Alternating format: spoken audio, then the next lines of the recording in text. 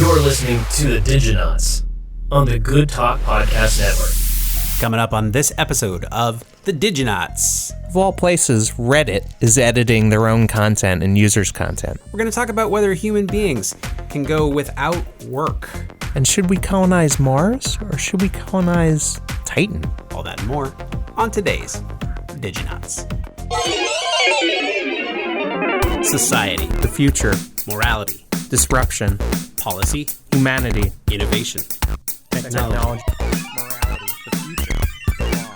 Do you ever go home from these podcast recordings depressed? Every time. Diginauts.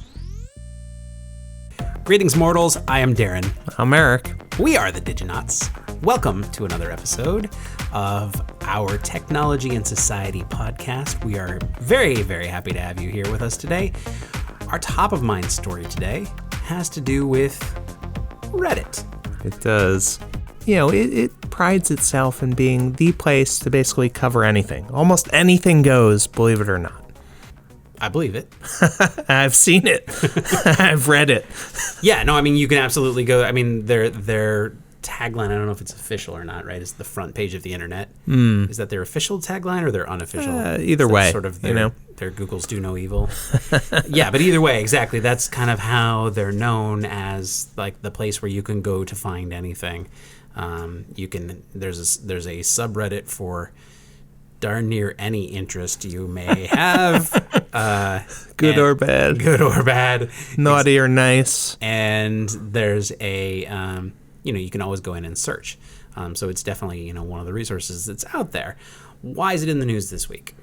Well, their CEO, Steve Huffman, decided that he was able to and willing and did edit Reddit content. There was this whole, uproar, and he basically edited out his name from people who were referencing him in the context of like an anti or Trump. Was it Trump positive Reddit? Yeah. So we should take a second and kind of talk first about the implications, and then we can go into the why this happened sort of side of things as well. What this means, if you're Reddit, if you're the sort of like place anybody can go to talk about anything, right? Freely, and to find out that not just high-ranking officials or editors, right, but the damn boss of the whole thing made the choice to go in and, without telling people, make changes to things. I had seen that Reddit typically puts a little asterisk next to things that are edited, which I didn't know until this story came around. But in this case, he didn't. And so that means that, as the CEO of the company, he's basically confessed to the fact that they made these changes, and it calls into question the trustworthiness overall of the whole site.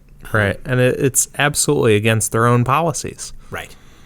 And they happened to direct this at the Trump crowd, who's already stoked up that you're out there trying to take away my guns, and your secret society is media's rigged. Right? Yeah, exactly. The media is rigged. Well, in this case, the Reddit media was rigged.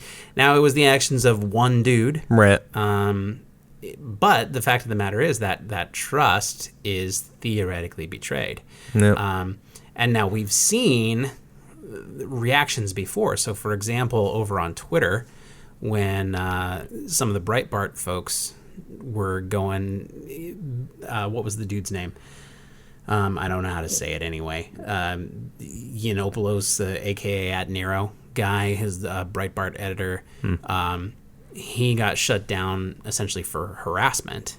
And the response to that was conservatives saying, "Oh, Twitter, you are limiting our speech. Haven't you ever heard of free speech?" Which, of course, is, again, confusing private company versus the government. It's not like the U.S. government stepped in and said, okay, that's it. We're not allowing you to talk. It was the policy of the company that said, hey, you can't harass our other users. Right. But the response to that was the formation of other social networks where people can go and say, positive Trump things without anybody fearing any repercussions of, Yeah, there's another site shut up along those lines, like gab.ai. Right. And what's interesting, the CEO was outed by one of Reddit's moderators who basically shared the Slack chat screenshots of him talking about what he did. Yeah. And the other thing that made me think about was Dig.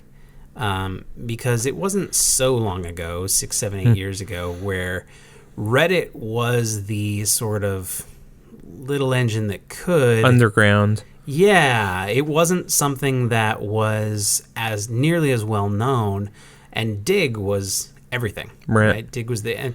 And Dig, at least from the perception of its user base, betrayed them a little bit by making a less than graceful monetization switch where it started to feel less like you could always post your own content there. Right. I remember myself, trying to use that as a site where you could count on, if you could kind of crowdsource a team to help push an article, that it was a place that you could find a little bit of viral footing. And they took that functionality away. This is all slowly coming back to me. We were talking about it a little before, and I was like, why did Dig disappear? Why did they? And they still exist, but they're pretty purely editorial now, and their traffic is way down. Right. I still like it, though. Sure, but it's a completely different thing now, right? And that bubble that existed in the ecosystem, that niche that existed in the internet's ecosystem, where it was like, I want to be able to share things, and I want those things to either come to people's attention or not based on the sort of will of the people. That was what Dig used to do. When they stopped doing that, they switched out of their niche, and now they're competing with a whole bunch of other people with editorial voices, and their traffic has suffered because of it.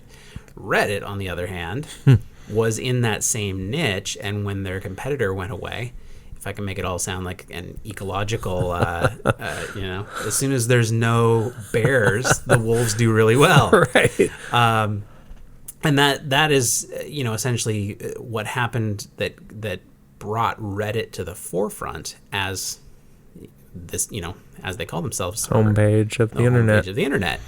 And so my immediate reaction to this is like, I wonder if this will cause its user base, especially the folks who see it as the hardcore place I can say whatever I want, to feel like, oh, you're not on my side. Right.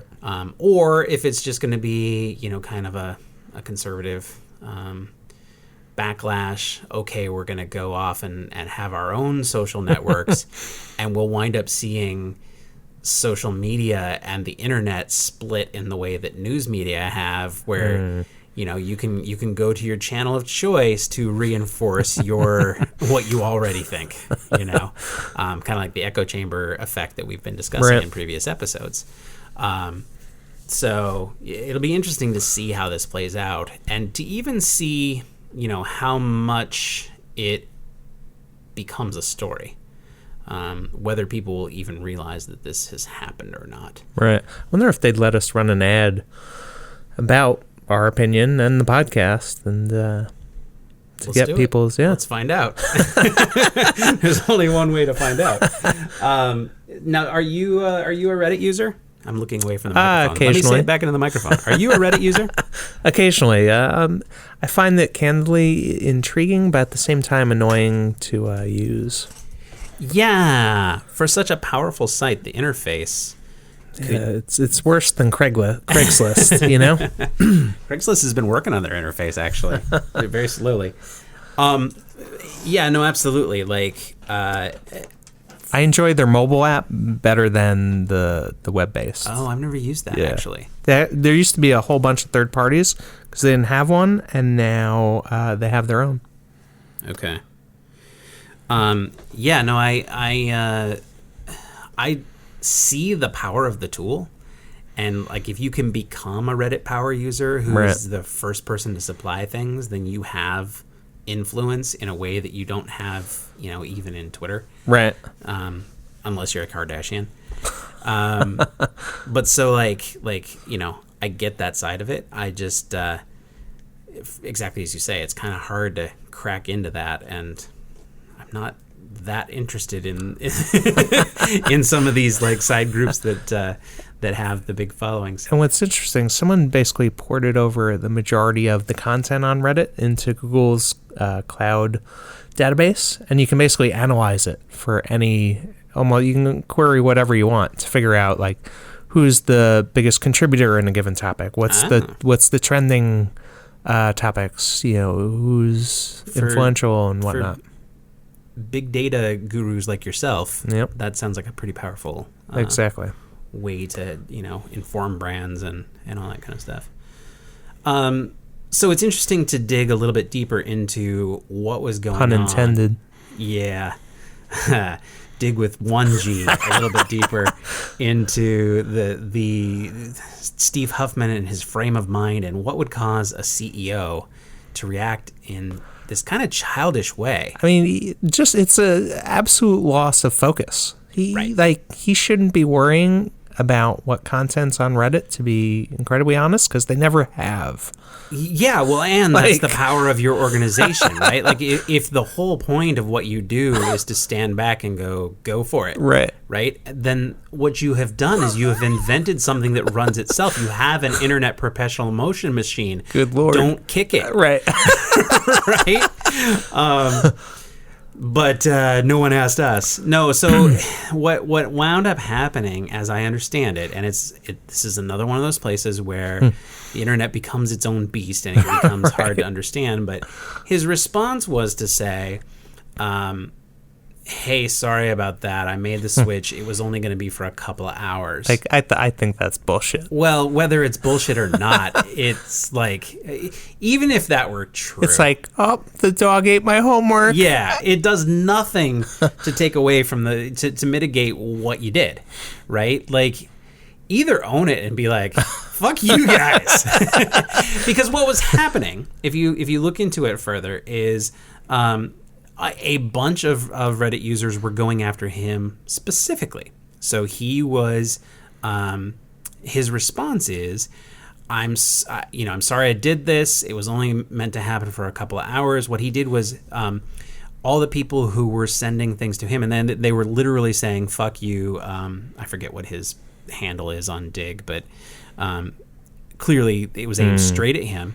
And the thing that he did to change it was he took his name away and he put the name or names of Trump supporters. So that, as people were creating comments, without having done anything, without having done it themselves, without knowing that it had been done to them, the people who were attacking him were inadvertently attacking themselves, each other, right?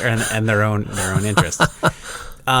And it took some digging, but he goes on further to explain that basically he had gotten sick of what was happening that week around something called Pizzagate.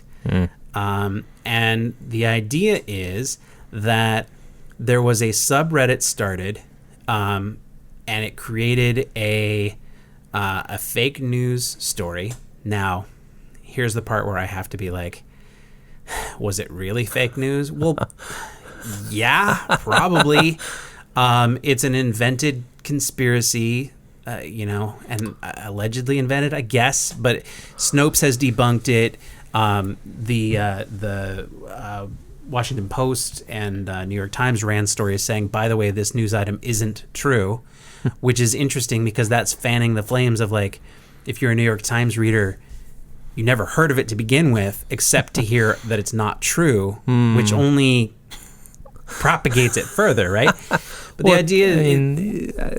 before you continue, Reddit is not new to fake news. I mean, they've actually adjusted their algorithm to try and combat all the fake news. Yeah, well, and this was a little bit of what they were doing. It sounds like, because we were discussing recently with Facebook the sort of human touch versus algorithm touch to sort of ensure the veracity of content all over the place. And in particular, the excuse that Reddit posted on the subreddit that they took down was, we don't condone witch hunts. So they're saying that these people were listing personal information. They were directing traffic or eyeballs specifically to, hey, go get that guy because of this, go get this guy because, So again, it's pretty similar to what Twitter was doing in terms of saying, this amounts to harassment, not cool, stop it. Right. And in Reddit's case, they just shut down a channel. In theory, some of these folks could have gone elsewhere to have the same conversations, and they did. They went to Trump subreddits. But the story of Pizzagate is, and here now we're going to contribute to people having heard of it. They essentially claimed that through the Podesta emails that were WikiLeaked, that there was claims of a vast conspiracy of pedophilia happening out of this one pizza store in Virginia, and a whole bunch of kids had disappeared, and this then got retro fixed back to YouTube stories from the 80s of child abuse and et cetera, et cetera. So they just kind of spun a web and created the trail to support it. And, one wonders the degree to which a human being is attempting to fabricate, how many people out of these people believed what they were, propagating here. Or God knows, maybe there's the tiny percentage chance that it's actually true, that there's a giant cabal, and it was supposed to have loose ties to Clinton and et cetera, et cetera. So yeah, that happened. And he was busy fighting that fire, and in the midst of fighting that fire had an immature response and said, "Oh yeah, screw you guys, fuck me, fuck you," basically is what happened. But lost sight of his role and his organization in doing so. So it's going to be interesting to see how that plays out. Yep. Time to resign. You think? What's your guess on what happens? To him, it sounds like you're suggesting that he needs to go, and then to Reddit in general. I don't think Reddit's going anywhere, but he should go somewhere else. Yeah. That is one of those mistakes that you kind of can't go away from, unless you're Donald Trump. Right. Bask in it. In which case, yeah, exactly. You just send a tweet and say something like, "I can't believe that these other guys, disgusting." Rigged, exactly. And there you go. Now it's all better. So we'll be paying attention to that. We'll be curious to hear what you think. If you're a Reddit user listening to our show, does this betray your trust of Reddit? Will you continue to use the site or any differently? Now that this has happened, let us know. If your small business needs an online presence, but you don't want to have to go out and spend the money to get a full-blown website, maybe a piecemeal solution will get you there temporarily as you grow. Check out 3D Cart. They have different plans that will allow you for as little as $20 a month to list products and sell them directly to customers. Go to goodtalknetwork.com, click on our ads section, and look for 3D Cart. Let's talk about the future. And that future increasingly might be without work as we're used to it. Yeah, so for the future file today, we are going to look at exactly that, a world without work. And we don't even have a source here because it's something the internet is buzzing about, because everybody's looking around. They're seeing the things we're talking about, right? The cars that are driving themselves, the drones delivering things for you, and automated checkout at Home Depot, at supermarkets. Absolutely. And so it's sort of an inevitable conclusion that you have to question, like, is there such a thing as a job that isn't replaceable by a machine? Right. And I think the irony of it all, it's like a lot of people work so they eventually don't have to. Right. But in retrospect, that's changing. Like, work is going away. And I think a lot of people are saying that, what will people do? And they may be more miserable than when they were working. Yeah. And I think maybe the generation before us were very much kind of defined by, like, I get up, I go, I sit, I earn, exactly, and then I go home, and that's a separate thing. And then our poor unfortunate generation became the sort of like, no, you must, work your passion. And then the guys after us are in this terrible, like, can't even get a job. Jobs don't exist. So it's going to be interesting to see, if we did the thought exercise of taking things to their extreme, right? Mm-hmm. And who knows whether that's 5 years from now or 10 years from now.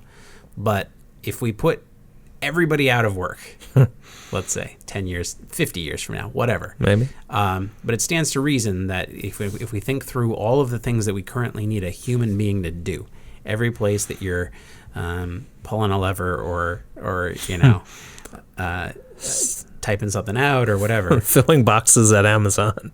Yeah, right? Absolutely. I mean, it's not a new phenomenon, right, that the factory worker has become a robotic arm. Yep. Right? The robotic arm doesn't need food, doesn't need a break. Yeah, exactly. For the most part. Right. They need maintenance. They need oil.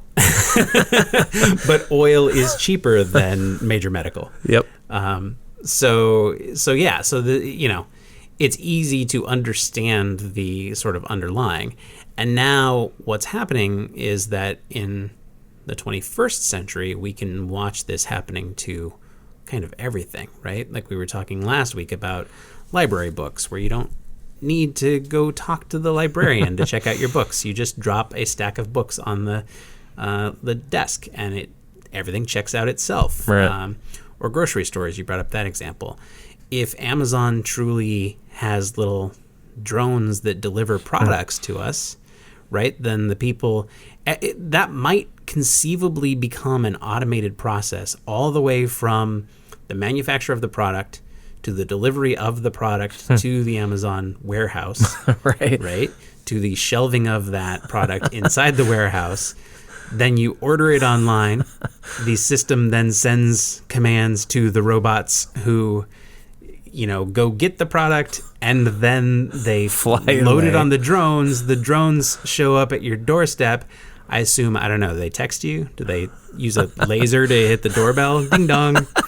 I don't know how that works, but conceivably, everything from we made a thing to you bought the thing to the thing is on your doorstep. Right. It's not so difficult to imagine a computer handling every last bit of that. Yep. So what does that mean for us and for our society? I mean, either people have to figure out something else to do, or we have to come to the realization that, people, our mission is not necessarily to work and like fill our lives with work. Right. And that's going to be an interesting, the current administration will be all over that. Oh yeah, okay, everybody just hang out. That's cool. The machine's got it. Or not the current, the incoming administration. It raises a few questions, right? Like, what does it mean? If we come to that Amazon example, well, let's start with this. I'm going to come back to the Amazon example. Let's start with this. Is there such a thing as a job that can't be replaced by a robot or an app or, some AI, some machine? Like, what can't be replaced? That's a good question. Robot repairman. Right? Robot designer. Although, I mean, repairman. You could probably create robots to repair you could robots. make robot repairman. Okay, so not robot repairman, but robot repairman. Yeah, no, I mean, but who knows how deep that goes? Right. Absolutely. And we've already, the idea is kind of out there of robots that 3D print themselves, right? Right. They replicate. They're just this side of life. Yeah, at what point do we become the thing that the robots... Yeah. I realized earlier today that if you put together all of the stories that we're talking about together, if you and this will make more sense to our listeners by the time they get to the end of the episode, but we basically have all of the needed ingredients for Skynet. We really are putting the robots in charge, giving them everything they need to realize, man, these humans sure aren't useful. But yeah, so if we go so far as to say that there's no job that can't be replaced, right? Then now we come back to my Amazon example, and where do you get the money to pay for that product that you ordered from Amazon? Right. Does the concept of money just go away? Candidly, I'd love it to go away. I think it's comical to begin with. That goods and services can be exchanged for a concept. I don't enjoy working to have incremental zeros virtually in a bank account. Right. I've realized that in my lifetime, money has lost all meaning. I think there was a point, for my dad, money was a thing that you went, to work and you got a paycheck, and it was a physical piece of paper that you had to take to a building.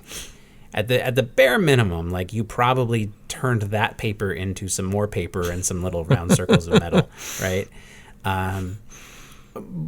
Or you had checking, but again, that's kind of paper. Whereas for us, it's gotten to the point of like you wave your watch and some numbers get deducted from a list of numbers somewhere that you don't really have to think about unless you want to later. Or until you are out of numbers on the magical list. Here's my point. Fact of the matter is, like, if no one had any money, people would still be living. The world would still be spinning. Well, but so we've got to take care of every fundamental, right? So you've got because here's the thing. My teacher in 7th grade had this extra credit he would give us. So when you finished, however many kids in the class there were, that was how many extra credit points there were available, right? So let's say there's 30 kids in the class. Wow. You, whenever you finished the homework, you could do the extra credit, and whoever got the most points on the extra credit got the points. So if 2 kids... All 30? All 30 points. Wow. Yeah, all 30 extra credit points. So if 2 kids both tried the extra credit and they both got them all right, they tied, nobody else finished the assignment in time to do the extra credit, those 2 kids got 15 points, right? Or if 4 people did, et cetera, et cetera. You do the math, and basically there was a pot equal to the number of kids in the class, and that pot was divided amongst whoever, quote unquote, won. Now, there were no rules about sharing answers, working together. You could do whatever you wanted. If you wanted to help your buddy get 15 points, then you could sit down and do it together, right? You were welcome to collaborate on the extra credit. Interesting. So one person could do it all by themselves, running against a team of 4 or 5 people, however you wanted to do it. If our 13-year-old brains had been so egalitarian as to sit down as a class and say, hey, everybody, let's all here's get the extra 1 credit. point. Let's all get 1 point. All we have to do is all of us answer the correct answer for number 1. Then we not only don't have to do any work, but we all get an equal amount of cookies or what, Guess how often that happened? 0. I remember pretty constantly, and every once in a while, if there was a cute girl, I would work with her and I'd share my points or whatever. But the real underlying idea was that if you have a system like that where anybody who works a little bit harder can theoretically, or the system, they can find a way to, mess with the system or, lie to somebody about what they got on number 4 in order to get that person to not do it right, et cetera, et cetera. Those things happen. Bad, Darren. Well, I wanted my points. The same thing is true in economies to some level, right? Like, there's a fundamental underlying competition. So if all of economy goes away because everything gets automated, will human beings accept that, okay, we all have equal access to equal everything? And I think what has to happen in order for that to happen is 100% infinite supply of everything. Right? Because you if you get a small community of people together, they could make it work by establishing some ground rules, right? We're going to go start a new Mars colony. We all have 3D printers that can 3D print any tool we need or any food item we need. We're all good to go, right? So that amount of resources is fine, right? But then what happens if one person gets the idea that they want to go make their own colony next to that one, right? So they grab the replicator, right? This is kind of a Star Trek concept. Right. We're moving to a place, like, in theory, they played with it on Star Trek The Next Generation. I'm talking now to all the nerds in the audience. You know who you are. That poverty had been eliminated. And you watch them on that show, Captain Picard famously goes over and says, tea Earl Grey hot, and one shows up. And he can have tea whenever he wants at zero cost because it's just there. They don't have money. They see other races and trade money with them every once in a while, and the show never really answers that. But within their own system, they are all officers inside of a military, establishment that nonetheless has no reward other than the work itself. So people are, behaving the way we behave now with a hierarchy of who's in charge, right? That theoretically must be decided entirely on merit in their world. So you wonder... So they were still working, though. Right? Well, they were still working, and I don't think you had to choose to, though. I think if you wanted to be someone who sat around and wrote poetry all day and ordered your free tea, you theoretically could. And that's where I say you'd have to get to a point where if somebody chose to do nothing but sit around and watch TV, right? If somebody played video games all day and then ordered pizza through the Pizza Maker 8000, right? That would have no impact on me or any of my resources, right? I'm not paying for their pizza. Right. I think that's what it takes before society would go along with your let's just get rid of work and money. Because, coming back to the extra credit example, if everybody can work no hours, but the one jackass who shows up and works 1 hour somehow gets more than everybody else. Somebody's going to do it. And then somebody's going to work 2 hours, and then somebody's going to work 3 hours. I mean, I guess, like using your school example, like if you got incremental bonus points, I think it would come down to like, okay, good job, but it really doesn't matter. Right. So you did the extra credit because there's your challenge. You've achieved your challenge. Right. You're seeking challenge and superiority. Great. You just achieved mental superiority. But it nets you nothing other than a victory. Yeah. I think at the end of the day, people like pizza and they like tall castles and, we are a race of 6+ billion members. We have a finite, by definition, amount of resource because we live on a planet. Yep. If we could escape that, then maybe, right? But as soon as I get the replicator that I can use to 3D print buildings, which really we have that now, right? But the material, right? If that material is essentially free, if we can take garbage out of the ocean and pump it into the magic replicator and have it crank out a building for us, then I want my own Taj Mahal. Don't I? I don't know. Who decides who gets a Taj Mahal? So I think it's no small project to go from our modern day work system to a world of egalitarian beauty. Here's hoping. Yes. I mean, but I'm not thinking it's in our lifetimes. I think we're going to continue to see a reinvention of jobs over and over and over again, because I think there's a whole hell of a lot of us who work in career paths that didn't even exist, when we were in college even. Right. And I think that might move more and more rapidly. It might be the case where the most rewarding job out there is something that wasn't around 5 years ago. Instagram stars, right? There are people making six figures showing off on the internet on a network that did not exist.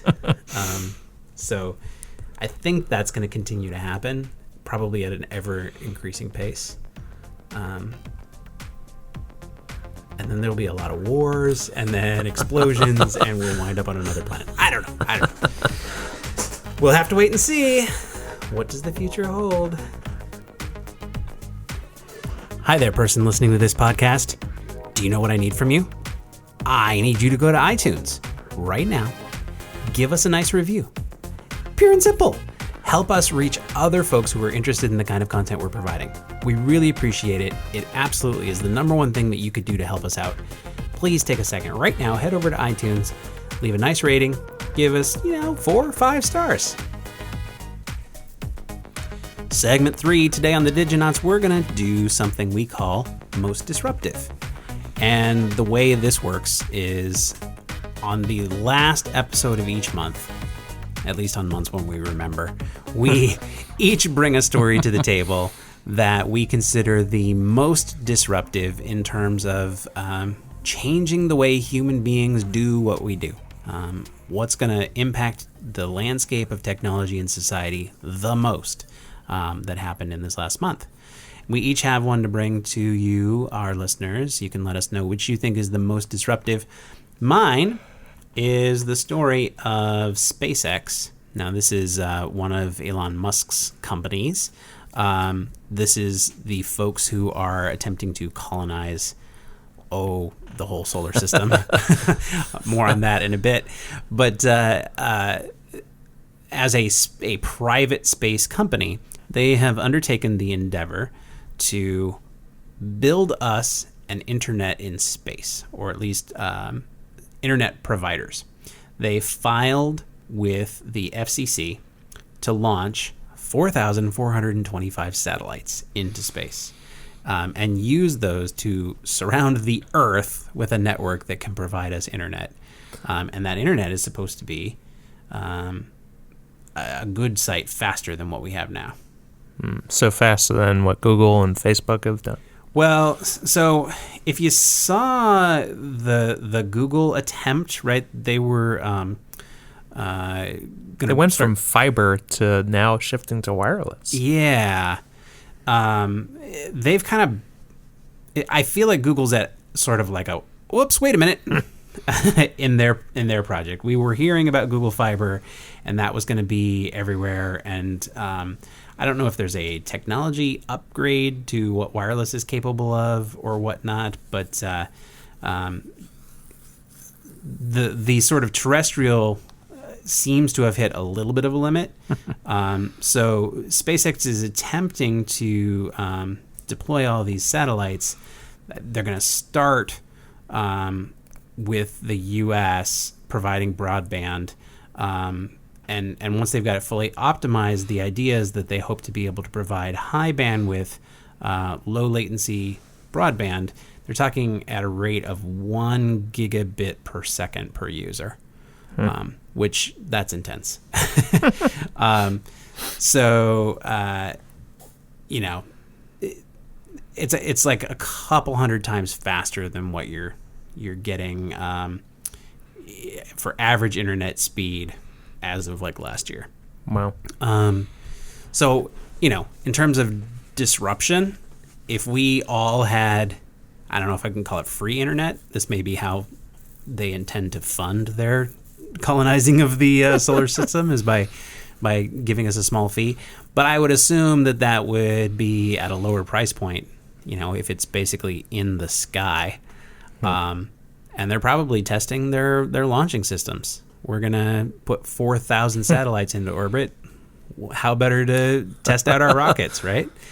And we'll prevent anyone else from launching because you might hit our satellite. Yeah, well, that's interesting to think about, right? So supposedly, and nobody really knows because different countries have been doing different things and not necessarily telling each other about it. But there's an organization called the Union of Concerned Scientists. They estimate about 1,400 active satellites orbiting the planet now, and another 2,600 that are just space junk. Wow. Old satellites that have just plain old died. So put that together, you're at about 4,000, and the SpaceX FCC application was for 4,400. So they're literally attempting to put more satellites into space than has ever been put into space in the history of space travel. So once again, this is Elon Musk and his colleagues. Yeah, they really like to think small, don't they? So that's my submission for the thing that could have the biggest impact on us that came out this month. How about you? Interesting. Well, while everyone was worried about Brexit in the UK, they basically forgot about their privacy. Basically, a bill was passed, unbeknownst to many people, called the Investigatory Powers Bill, which basically gives the UK government the right to, basically, without warrants, look at your browsing history on the internet. They can easily search and filter it. They won't get to like which pages on a given domain, but they'll know the domain. They'll know how long you spent. Well, they'll know how much where you went from a domain perspective, how much time you spent. All your phone calls will be captured. And again, they can peruse this without a warrant via a search engine type interface.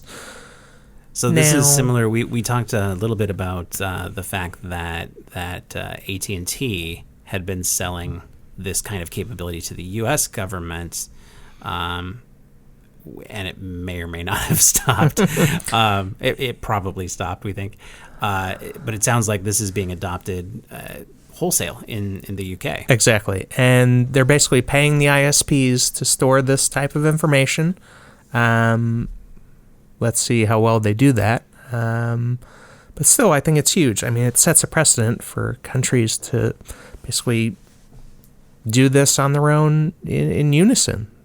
Yeah. And it puts the ISPs pretty firmly into the employ of the government as opposed to the end customer, right? Because they're shifting from the best interest of the individual to the best interest of,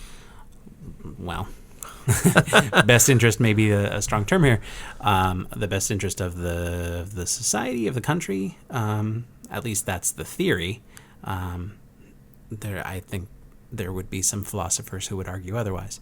But yeah, so that becomes an interesting thing, right? That if the UK does that, do other countries point to that and say, well, if the UK is doing it, then so should we? Right. And, I think a quote from The Verge basically states that, let's see, it establishes a dangerous new norm where surveillance of all citizens' online activity is seen as the baseline for a peaceful society. Right. We're not talking war-torn. We're not talking terror-ridden. Like, everyday life is pretty good in the UK. Yeah, I mean, it comes back to that Ben Franklin quote, right? About security and liberty. And if you, I don't know the exact quote, right? But he who is willing to trade his liberty for his security deserves neither. It seems as a society that we're pushing the limits on being willing to be undeserving in Mr. Franklin's eyes. Yeah, because we're having these issues in the U.S., we're having them in the U.K. So in terms of most disruptive, the thing that could have the biggest impact on us, yeah, that could open the door for more and more, right? Like, if that becomes the baseline, then do other countries adopt it? Does the UK get even stricter in what they will allow? And with Elon's plans, like, would he participate in something like that? Right. He might have to if he's putting 4,000 satellites across the globe, so to speak. Well, was he going to block UK citizens? Maybe. I mean, he's putting 4,400 of them up there if he rediverts, however many would be floating over the British Isles. Yeah. Then we get stronger reception here in Southern California. I don't know. No, absolutely. I mean, well, and I think that's a place where we don't have precedent set up very well right now, right? We talked about the 4,000 satellites that are floating up in the atmosphere right now, or outer atmosphere at least. Who's in charge of those? Like, every once in a while there's a story of like, oh, by the way, a Russian spacecraft will come flaming to the ground. It's going to land somewhere. Look out, New Zealand. Right?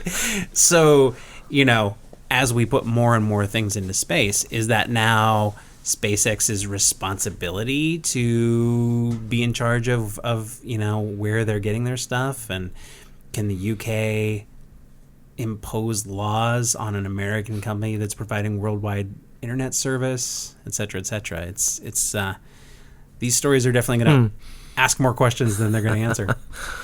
Speaking of, here's a question for you, the listeners at home. You just heard two stories that will definitely have some impact on technology and society. Which do you think is the most disruptive? Are your customers listening to busy signals? Probably.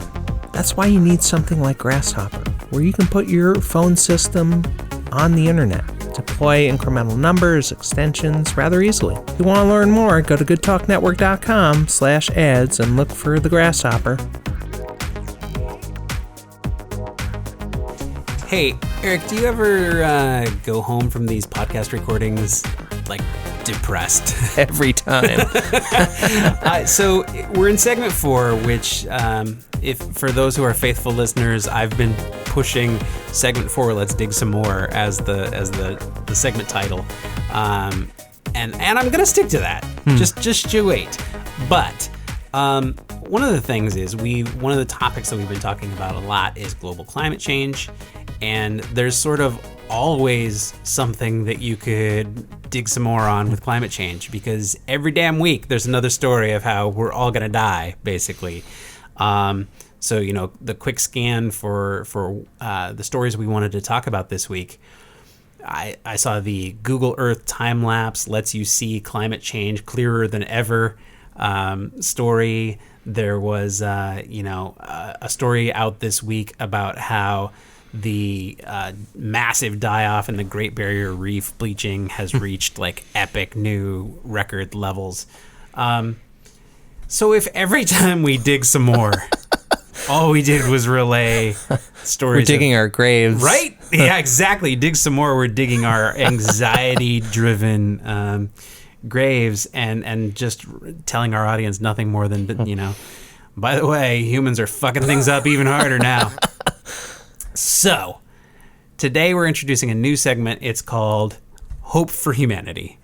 And the story that we want to share is about some scientists who are attempting to make batteries out of diamonds and nuclear waste. Wedding rings just became more useful. Well, don't even get me started on the usefulness of diamonds and the alleged De Beers family. What do you even call it? Uber Hoard? monopoly? I call it a hoard. Yeah. So the way this story works is we have these stores of energy, right? Radioactive materials. We're just pretty sucky at using them. Just buried in mountains. Well, yeah, right. So we've like figured out how to harness lots of energy by exploding uranium, but the problem is we've created a whole bunch of waste that we don't know where to put, and we don't know how to deal with it, et cetera, et cetera. So the theory behind this is there's a prototype that's been demonstrated by taking an unstable isotope of nickel, which is radioactive, nickel 63. It has a half-life of approximately 100 years, and putting it actually inside of a diamond. So the diamond, being the hardest substance we have, contains the radioactive material and only lets the energy out. I don't know the science here. We don't know that much about the prototype. I assume it's still kind of secret. But you can draw energy off of that radioactive material in a safe way because it's been placed. So truly, one man's trash is another's treasure. Yeah. And so the prototype has shown that this works well. They think that they could now take this and apply it to even some of our nuclear waste that's sitting around, storing it inside of the carbon. The carbon has, the ability to be stored for a very, very long time. Well, these new batteries last a long time, right? Oh my gosh. That wasn't a word. Gosh. Oh my gosh. Let me tell you about it. I'm so excited I'm talking funny. It's example, the radiation. Yeah. Well, and for sure, here's hoping that they get this all really, worked out before it reaches the market. But the idea is that a current alkaline battery, if you go to the store and get a AA off the shelf, it weighs about 20 grams and has a energy density storage rating of 700 joules per gram. So essentially it works for about a day, which anecdotally that sounds about right to me, right? Like if you put a couple of batteries inside of some high use, I'm trying to think what you put batteries in that wears out on a regular. Batteries. Well, okay, let's go back to a remote, but this right. lasts longer than a day. Think about like the 80s. When you had Walkman. I guess that's not a good example because battery technology has improved. I have a toddler. All the little talkie toys, right? That stuff cranks through batteries. Right. Since I've had kids, I think, diapers, and then second to that is batteries, is the thing that has worked its way into my budget. Now you just need more diamonds in your life. I don't. I really don't. Anyway, the point of the story is that if you take this diamond beta battery containing 1 gram of C14, it's carbon-14, so that's, not even the scary stuff, right? That's living around us all over the place. That's what they use to date stuff. That can deliver 15 joules per day, right? So at 20 grams times this, so that's, in the same ballpark in terms of its weight. And it will continue to produce this level of output for 5,730 years. So generational battery. I mean, that's the history of humanity, right? Like you could plug this little battery into your cell phone, set your cell phone down, wait a length of time equal to backwards from here to, I don't know, what, the 5,700 years ago? What was that?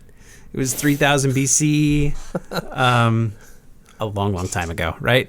So again, really, it's almost the history of it's almost human written history. Yeah. The length of, and that's one little battery containing one. I don't think they're even necessarily talking about, digging out the real nuclear waste for that. They're just going off of carbon. Time to unseat Tesla. Sure. Well, we could even start talking about, the fact that we don't even have to do this if we just harness the sun properly. But that's another story for another day. We could take that sun energy and store it in our Throw it in the diamond diamonds. batteries. And that should get us pretty far into space. All right. So there's a hope for our humanity. Take these diamond-powered batteries and use them to reverse climate change. Why don't you? Hey, thanks for listening. I'd thank you even more if you went to iTunes, find our podcast, give us a rating, give us a review, and help other people find us too. So a lot of people have talked about Elon Musk wanting to colonize Mars, but increasingly more and more people are thinking that he's wrong. And more recently, scientists are saying, let's colonize Saturn's moon, Titan. Why Titan? Well, Mars has a boatload of radiation, and the only real way to protect yourself, since it doesn't really have an atmosphere, is to bury yourself in Mars, dig deep, and have underground, housing, or import all this water and create a layer in between the radiation and yourself, or some other So you essentially substance. have to build an atmosphere on Exactly. Mars in order to make it in any way livable. Exactly. Because of the radiation. Which is interesting. So, Titan itself does have has liquid on its surface, but it's full of methane and a variety of other gases. Isn't it liquid hydrocarbons that it has on its surface? It's not a great place, but at least it has a nitrogen atmosphere. Okay. That, I guess, according to scientists, is 50% thicker than Earth's. Which is intriguing. So it's going to do more shielding of radiation? Exactly. Okay. Now, I've seen similar stories where people are saying, what's the deal with Mars? Venus is right over there. Let's go to Venus instead. With some of the similar, the Martian radiation's a big problem. Venus at least has an atmosphere. But the theory was that with Venus, there's so much pressure that you really kind of can't get to the surface. So some of our crushed. Yeah, well, some of the first satellites that they sent just crushed. They tin can being sent to the bottom of the water, and that was it. One right? photo and done. Right. So, but the theory is though that we could build cloud cities and live in the Venusian atmosphere and be relatively happy there, because the other complication with Mars is that Mars is significantly lower in gravity than Earth. It's half it's 0.4 or 0.5. Right. Earth so your atmosphere. bones would probably just degrade. Yeah. There's a lot of stuff about space travel. When we talked about Elon Musk's plans before, we were like, yeah, you got a bunch of things to solve first. And those are definitely amongst them, right? That you lose the muscle mass, your bones just disappear from lack of use. And astronauts counter this now by working out a lot. Right. But still, there's only so much you can do. Yeah. Right. Whereas Venus is pretty close to Earth's gravity. She's just a little bit smaller than Earth, 0.9 or something like that. So it's possible that we could go live in the clouds, that, there's some advantages to protection from radiation. Now, obviously, both Venus and Titan have some disadvantages of, our atmosphere is made of, sulfur, or, it rains methane on our planet. And that, potentially is a problem. But look, on any of these planets, we're talking about building a domicile. And as much as this article makes some good sense, this is Scientific American from earlier this week, saying that has the headline, "Let's Colonize Titan." As much sense as that makes, I got to thinking about the distances on these planets. So how much further away is Titan? Well, so Earth to Mars is 225 million kilometers. Earth to Venus is 260 million kilometers. So other than the moon, Mars is kind of the closest neighbor, makes the most sense. Right. Titan is roughly 6 times further. And that's depending on where you catch it in its orbit, right? It's a Right. Saturn moon, right? So which side of Saturn is it on and all that.